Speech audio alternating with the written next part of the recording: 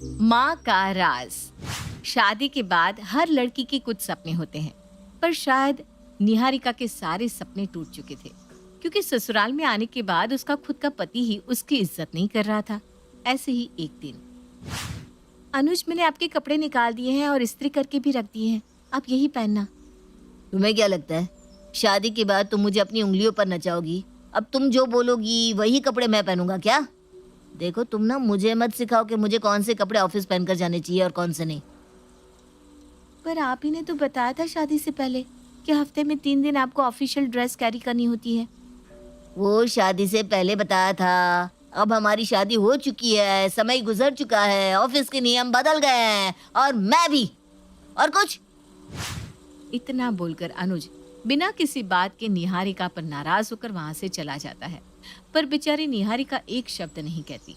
अब खाने की टेबल पर निहारिका उसे खाना निकाल कर देती है, पर अनुज निहारिका का निकाला हुआ खाना भी नहीं खाता और सबके सामने अपनी माँ से कहता है, माँ, मुझे ऑफिस के लिए लेट हो रहा है और आप अपने घर के कामों में व्यस्त है। आपको पता है ना कि मैं सिर्फ आपके हाथों का निकाला हुआ खाना ही खाता हूँ। भैया, माँ भाभी को इसीलिए लेकर आई है ताकि आपकी और इस घर की जिम्मेदारी भाभी संभाले। आपका बस चले तो आप सारी जिंदगी माँ से ही काम करवाओगे। भाभी ने निकाल कर दिया है ना खाना, क्यों नहीं खा सकती? देख रही हो माँ, इसकी जुबान कितनी ज्यादा चल रही है। मेरी शादी से पहले आपको इसकी शादी करवा देनी चाहिए थी। अरे बस करो, तुम दोनों सुबह सुबह लड़ना शुरू कर देते हो और तेरे नखरे तो मेरी समझ में ही नहीं आते। रुक जा, निकाल रही हूँ खाना, पता नहीं कब बहू के हाथ से खाएगा। अरे सारी जिंदगी में तेरी सेवा नहीं करने वाली, आखिर तेरी शादी क्यों करवाई हमने? अब आशा सुबह सुबह अनुज को ज्ञान देने लगती है। अनुज का गुस्सा धीरे धीरे बढ़ता जा रहा था और वो बिना कुछ खाए खाने पर सूट जाता है और चुपचाप ऑफिस चला जाता है। अनुज का ये रवैया देखकर सभी घर वाले बड़े हैरान होते हैं और आशा निहारिका से कहती है, अब इस लड़के को क्या हो गया सुबह सुबह? इसका तो मुझे समझ में ही नहीं आता। निहारिका बहू, तुम दोनों के बीच में सब ठीक तो है ना? कोई लड़ाई वड़ाई तो नहीं हुई? नहीं माँ जी, हमारे बीच कोई लड़ाई नहीं हुई, सब ठीक है, पर पता नहीं क्यों आज सुबह से ये कुछ परेशान है। अगर भैया परेशान है भाभी, तो भैया का ख्याल रखो ना, जानने की कोशिश करो आखिर भैया क्यों परेशान है। बहुत बोलती है नीति, तू जा अपने कमरे में जा। और बहू, नीति वैसे बिल्कुल सही कह रही है। अब तेरी जिम्मेदारी है अपने पति को खुश रखने की। अगर वो किसी बात से नाराज है तो जानने की कोशिश कर, क्योंकि मैं रोज रोज घर में सुबह सुबह कलेश नहीं देखना चाहती। और नई बहू के आते ही घर में कलेश हो, ये बात आसपास के लोगों को पता चल गई ना, तो पता है कैसी कैसी बातें करेंगे। जी माँ जी। निहारिका को आए अभी कुछ ही दिन हुए थे, पर इन कुछ दिनों में निहारिका हर वो कोशिश कर रही थी ताकि वो अपने ससुराल में ढल सके और अनुज की नाराजगी को खत्म कर सके। पर अफसोस ऐसा नहीं होता और अनुज की नाराजगी समय के साथ धीरे धीरे बढ़ने लगती है। ऐसे ही एक दिन पूरा परिवार तैयार होकर मंदिर जा रहा था, तभी अनुज घर वालों से कहता है, माँ, क्या जरूरत थी मंदिर में पूजा रखवाने की? घर में भी तो पूजा रख सकते थे। आपकी वजह से मुझे पूरे दिन की छुट्टी लेनी पड़ रही है ऑफिस की। ज्यादा नाटक मत कर। हमारे में रिवाज है, घर में जब भी बेटे की शादी होती है तो उसकी शादी के कुछ दिनों बाद मंदिर में जाकर कुल देवता की पूजा की जाती है और इस पूजा में पूरा परिवार बैठता है। तुझे और बहू को भी बैठना है। माँ, मैं इस पूजा में नहीं बैठ पाऊंगा, क्योंकि अभी अभी मेरे ऑफिस से फोन आया है, मुझे बॉस ने बुलाया है। मैं हाफ डे में ऑफिस जा रहा हूँ। आप लोग मंदिर के लिए निकले, मैं पीछे से आ रहा हूँ। सिर्फ 5 मिनट के लिए पूजा में रहूंगा और उसके बाद ऑफिस जाऊंगा। अनुज जी, पर आपके बॉस ने तो आपको पूरी छुट्टी दी थी, आपने ही पूरी छुट्टी लेने से मना कर दिया। तुम बहुत नजर रखने लगी हो मुझ पर, हाँ? मैंने खुद मना किया छुट्टी से, क्योंकि मुझे तुम्हारे साथ पूजा में बैठना ही नहीं है। और कुछ सुना है किसी को? इतना बोलकर अनुज गुस्से में वहां से चला जाता है और पूरा परिवार मंदिर के लिए चला जाता है। बिना अनुज की मौजूदगी में पूरी पूजा खत्म हो जाती है और पूरा परिवार घर वापस आ जाता है, पर अनुज घर पर नहीं होता। अपने बेटे की बेरुखी देखकर अब आशा अपनी बहू को ताने देती है, जब से तेरे साथ मेरे बेटे की शादी हुई है, इसका तो रवैया ही बदल गया है। जरूर तेरे घर वालों ने कुछ कहा होगा मेरे बेटे को। नहीं माँ जी, मैं सच कह रही हूँ, मेरे घर वालों ने उनसे कुछ नहीं कहा, पर शायद हमसे ही कोई गलती हो गई है, तभी वो इतने नाराज है। देख बहू, मैं कुछ नहीं जानती, मुझे मेरे घर में शांति चाहिए। कुछ भी करके मेरे बेटे की नाराजगी खत्म कर। आशा अपने बेटे को कुछ ना बोलकर उल्टा निहारिका को ही खरी खोटी सुनाकर चली जाती है। समय यूं ही बीतता है, पर बेचारी निहारिका अनुज की नाराजगी खत्म नहीं कर पाती।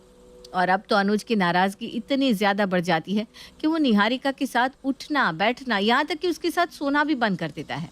ऐसी ही एक रात अनुज अपना बिस्तर लेकर कमरे से बाहर जाने लगता है। इस पर निहारिका अनुज से कहती है, अनुज जी, आप बिस्तर लेकर बाहर क्यों जा रहे हैं? सभी घर वालों को पता है कि हम दोनों के बीच कुछ ठीक नहीं चल रहा। अगर आप इस तरह से कमरे से बाहर सोएंगे तो सबको लगेगा कि मैंने ही कुछ किया है। जिसको जो सोचना है सोचने दो, मुझे कोई फर्क नहीं पड़ता, पर मैं अब तुम्हारे साथ नहीं सो सकता। तुम्हारी शक्ल से चिढ़ होने लगी है मुझे। इतना बोलकर अनुज अपना बिस्तर लेकर बाहर हॉल में सोने के लिए चला जाता है। अनुज निहारिका पर जरा भी ध्यान नहीं देता था। उसको जरा भी फर्क नहीं पड़ता था कि निहारिका के दिल पर क्या बीत रही है। पर कहीं ना कहीं अब आशा को अपनी गलती का एहसास होने लगता है। वो देखती है कि उसकी बहू और बेटे के बीच की दरार बढ़ती जा रही है, जिसके बाद वो अपना राज और नहीं छुपा पाती। और एक दिन जब छोटी सी गलती पर अनुज निहारिका पर हाथ उठाने लगता है तो आशा अपने बेटे का हाथ पकड़ लेती है। अनुज बेटा, तू ये सही नहीं कर रहा है। निहारिका बहू की कोई गलती नहीं है, तुझे कुछ नहीं पता। माँ, मुझे कुछ नहीं पता। आपने इसे सर पर चढ़ा रखा है और इसके घर वाले आपकी जरा भी कदर नहीं करते। वो तो अच्छा हुआ जो उस दिन मैंने इसके घर वालों की बातें सुन ली। कितना बुरा बोल रहे थे वो लोग आपके बारे में, आपको पता है? नहीं बेटा, शादी के बाद बुरा तेरे ससुराल वालों ने हमसे नहीं, बल्कि हमने तेरे ससुराल वालों से कहा। शादी से पहले हमने दहेज के लिए साफ साफ मना कर दिया था, पर शादी के बाद जब बहू की विदाई हुई तो हमने दहेज की डिमांड रखी। और जब तेरे ससुराल वालों ने दहेज देने से मना कर दिया तो हमने उन्हें दहेज के लिए ताने दिए, खरी खोटी सुनाई। और उस दिन मैंने तुझे जो बताया वो सब झूठ कहा था, ताकि ये किस्सा वहीं पर खत्म हो जाए। पर मुझे नहीं पता था कि मेरे एक झूठ की वजह से मेरे बेटे और बहू के रिश्ते में दरार आ जाएगी।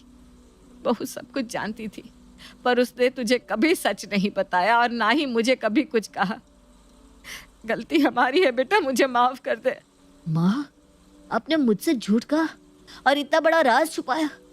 अब जानती है, इस सच को जानने के बाद मैं खुद से नजरें नहीं मिला पा रहा हूँ। और आपको माफी मुझसे नहीं, मेरे ससुराल वालों से मांगनी चाहिए। आप लोगों को मेरे घर वालों से माफ़ी मांगने की कोई ज़रूरत नहीं है। उन्होंने तो पहले ही आप सबको माफ़ कर दिया है। नहीं निहारिका, हमने एक गलती की है। उन्होंने हमें भले ही माफ़ कर दिया हो, पर फिर भी हम उनके पास जाकर माफ़ी मांगेंगे। और सबसे पहले तो तुम मुझे माफ़ कर दो। मैंने तुम्हारे साथ बहुत गलत किया है। हाँ बहू, अनुज बिल्कुल सही कह रहा है। अनुज बेटा, हम आज ही तेरे ससुराल जाकर तेरे ससुराल वालों से माफ़ी मांगेंगे, और जब तक वो हमें माफ़ नहीं कर देते हम वहाँ से कहीं नहीं जाएंगे। आज आशा और अनुज को अपनी गलती का एहसास होता है और वो लोग अपनी इस गलती की माफ़ी मांगने के लिए अनुज के ससुराल जाते हैं, जहाँ वो अनुज के ससुराल वालों से हाथ जोड़कर अपनी गलती की माफ़ी मांगते हैं। बहन जी, मुझे मेरी गलती के लिए माफ़ कर दीजिए, क्योंकि उस दिन दहेज मांग कर ना मैंने अपना ईमान गिराया था, बल्कि आप लोगों का अपमान भी किया था। और तो और अपने हाथों से अपने बहू और बेटे की खुशियों का गला घोट दिया था। नहीं नहीं आशा बहन, ऐसा मत कहो। अगर आपने हमें नीचा दिखाने की कोशिश की थी तो हम भी तो पीछे नहीं हटे थे। आखिर हम लड़की वाले हैं, हमें सोचना चाहिए कि लड़के वाले दहेज मांगे या ना मांगे, पर हमें तो दहेज देना चाहिए। पर सच बताओ, हम गरीब लोग हैं, आपको दहेज नहीं दे सके और ना ही दे पाएंगे। माँ, एक माँ बाप अपनी बेटी किसी और के हाथों में सौंपते हैं। इससे बढ़कर कोई और दहेज भी है क्या? मुझे दहेज कभी नहीं चाहिए। और मेरी माँ ने उस दिन आपसे जो भी कहा उसके लिए मुझे माफ़ कर दीजिए। मुझे नहीं पता था कि गलती मेरे घर वालों की है। मेरी माँ ने मुझसे ये राज छुपा के रखा और मुझसे झूठ कहा। इसलिए अपनी गलतियों के लिए यहाँ हम आपसे हाथ जोड़कर माफ़ी मांगने आए हैं, क्योंकि बिना पूरा सच जाने मैंने भी निहारिका को बहुत परेशान किया। आपने विश्वास करके अपनी बेटी का हाथ मेरे हाथ में दिया और मैंने आपका विश्वास तोड़ दिया। दामाद जी, माफ़ी मांगकर हमें छोटा मत कीजिए। और वैसे भी सुबह का भूला अगर शाम को घर आ जाए तो उसे भूला नहीं कहते। इस तरह से अनुज के ससुराल वाले भी उन्हें दिल से माफ़ कर देते हैं।